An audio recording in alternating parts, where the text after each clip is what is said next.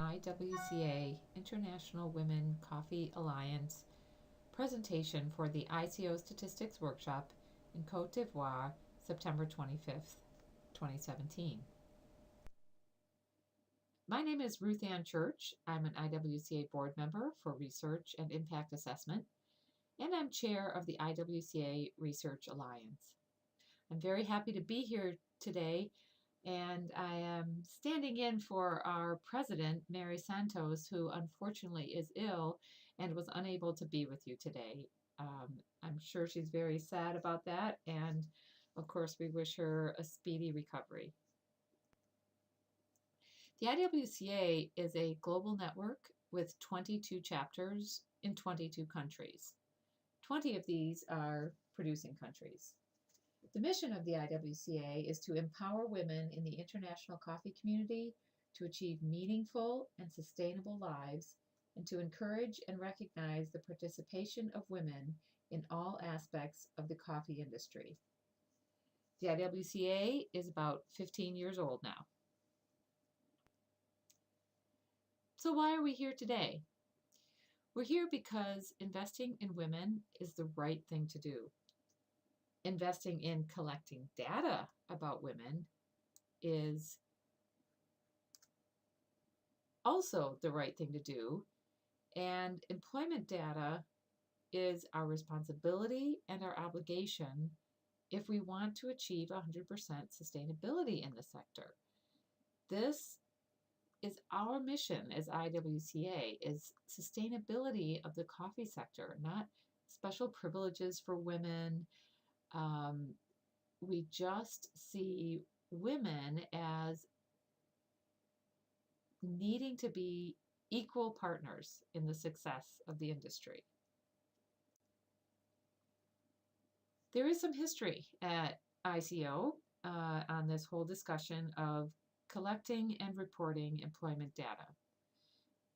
We believe it started around 2009 when an AFCA ITC report was made available that gave an overview of data on women in coffee.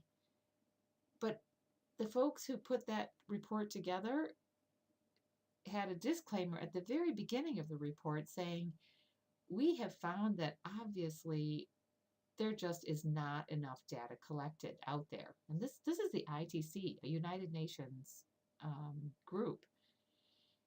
And therefore, not surprisingly, the next year, 2010, the ICO executive director requested data on employment from the members, including distribution or disaggregation by gender, but none was received. And then during the interim, I believe it was 2012, the IWCA received an official seat as an ICO observer. And in 2013, one of our largest chapter, the IWCA Brazil chapter, presented a proposal to the ICO Project Committee. It was a training proposal. That proposal was not approved. So the history, the track record here at ICO of recognizing gender and its importance to the industry is not very good. So let me refresh you a little bit on the role of women in agriculture. Economic growth has been shown to be stronger when women are considered equal partners. The potential value added, according to a McKinsey study, is 12 to 28 trillion US dollars could be added to the global GDP if women received equal treatment on key things like access to financial credit and training and those types of things. The same report estimates 6% higher net profits for companies that have at least 30% females in their senior management. How many of you have large coffee companies that have at least 30% females represented in their senior management team? Ending poverty. What we have estimated so far from the data is that women spend 80% of their income on family versus males spending 40% at home. That's a general statistic gathered from that IDC report. And clearly in the United Nations Sustainable Development Goals, the SDGs, they are highlighting the importance of women's empowerment. It's crucial to almost every one of those goals, especially food security and ending hunger. So why does data on women in coffee matter? That other slide was about agriculture in general. What about coffee? We've seen that to improve coffee labor productivity, we need insights on the motivation of those doing the work. And typically, females do 70% of the work and have only 15% of the ownership of the land and of the harvested coffee. Again, these are very general numbers. Averages have many dangers, of course, but if these are the average numbers that the ITC was able to gather, that means these topics they warrant further investigation. And we will need data in order to understand them better.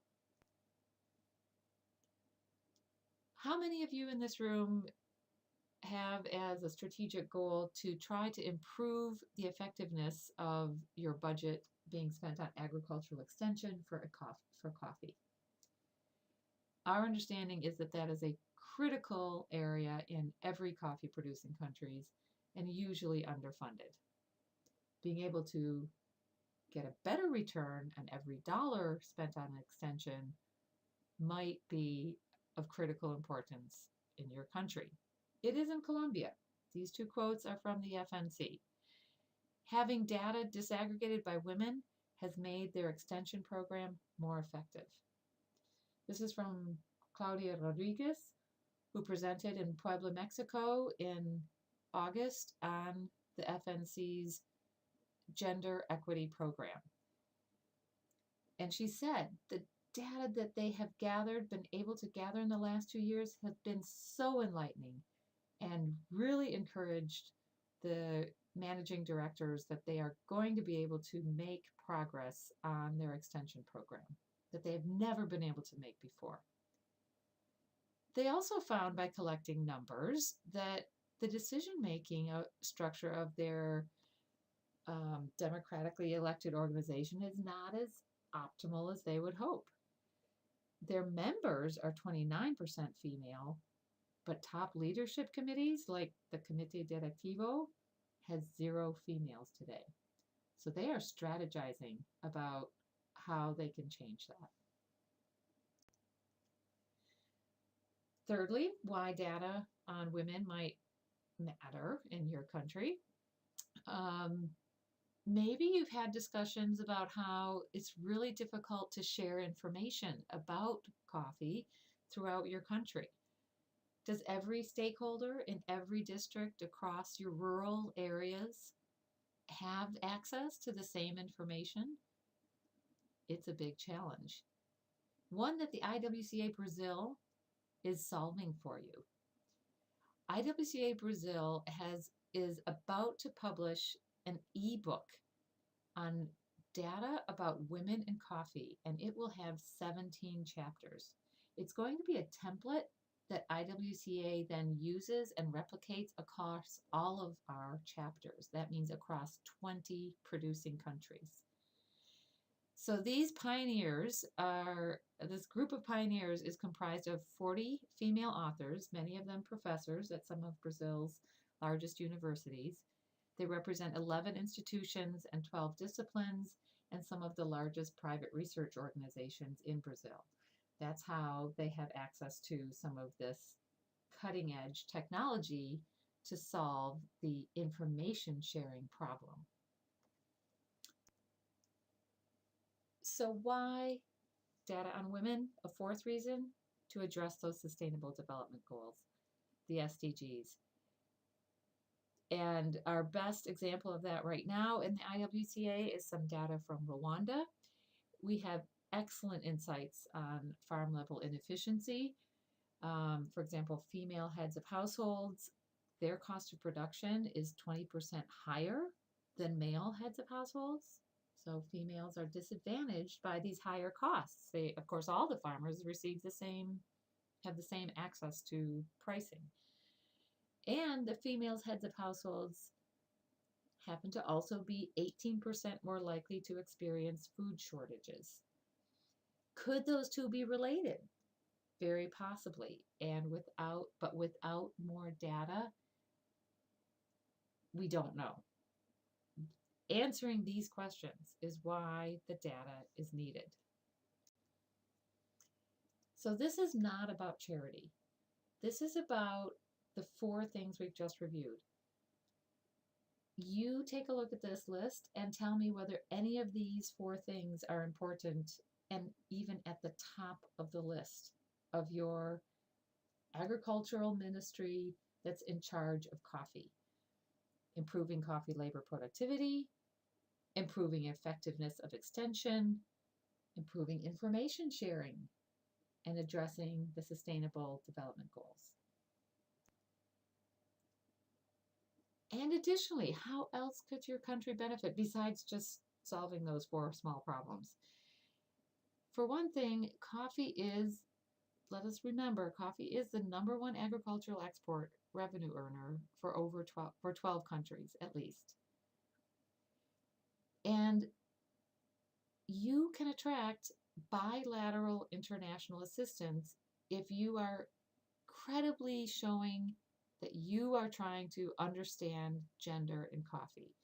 USAID, UK Aid, World Bank, these kinds of international funders are very interested in projects that address the gender issues for all of the reasons we just reviewed. And private international donors are very interested. Gates Foundation, Bloomberg Philanthropies just gave $10 million to a Rwandan organization that is promoting women in coffee. Specific to women, specific to coffee, specific to a relatively small country, Rwanda, $10 million. Other private groups like Walmart and Goldman Sachs are targeting women with very large programs. Those two are not necessarily coffee related, but again, the focus on gender is very prominent with very large international organizations.